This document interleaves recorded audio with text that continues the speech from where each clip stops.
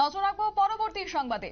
নবযুব bike যাত্রা শুরু হয়েছে আজ থেকে এবং সাবরুম থেকে ধর্মনগর পর্যন্ত এই বাইক যাত্রা চলবে 7 দিন ব্যাপী। জানা গেছে প্রদেশ যুব মোর্চার উদ্যোগে এই নবযুব বাইকে যাত্রা শুরু এবং কার্যত বুধবার দুপুর 12টা নাগাদ সাবরুম মৈত্রী সেতু সংলগ্ন স্থান থেকে শুরু হয়েছে 7 দিন ব্যাপী প্রদেশ যুব মোর্চার উদ্যোগে নবযুব বাইক যাত্রা সাবরুম থেকে ধর্মনগর পর্যন্ত।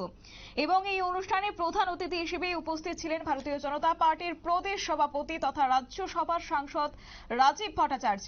এছাড়াও উপস্থিত ছিলেন প্রদেশ যুব মোর্চার সভাপতি তথা বিশালগড়ের বিধায়ক সুশান্ত দেব, প্রদেশ সাধারণ সম্পাদক অমিত রক্ষিত, মনু বিধানসভার বিধায়ক মাইলাফরু মগ, দক্ষিণ জেলার বিজেপি সভাপতি শঙ্কর রায়, দক্ষিণ জেলার যুব মোর্চার সভাপতি বিপুল ভৌমিক এবং 40 সাবরুম মণ্ডল যুব মোর্চার সভাপতি ত্রিদীপ চক্রবর্তী সহ অন্যান্য নেতৃত্ববৃন্দরা।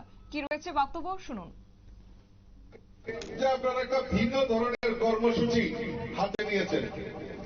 এই 7 দিনে প্রায় 500 কিলোমিটার এই ত্রিপুরা রাজ্যের প্রত্যেকটা অংশকে কানেক্ট করে 7 দিন পর ধর্মনগরে অর্থাৎ এক প্রান্ত থেকে শুরুয়াত হচ্ছে আরেক প্রান্তে গিয়ে এই বাইক যাত্রা সম্পন্ন হবে।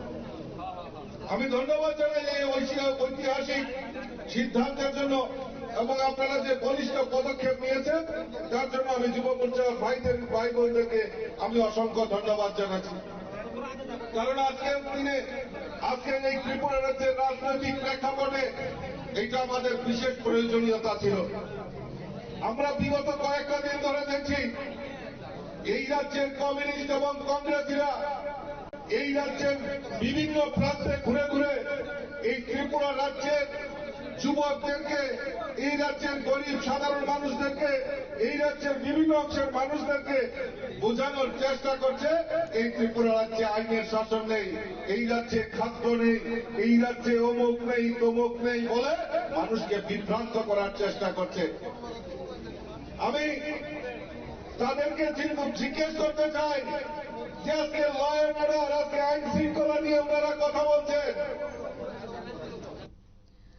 আপনারা শুনলেন সাংসদ রাজীব ভট্টাচার্যের বক্তব্য এবং আজ সবুজ পতাকা নাড়িয়ে পাশাপাশি বাইক চালিয়ে 7 দিন ব্যাপী বাইক যাত্রা সূচনা করেছেন উপস্থিত নেতৃত্ববৃন্দরা।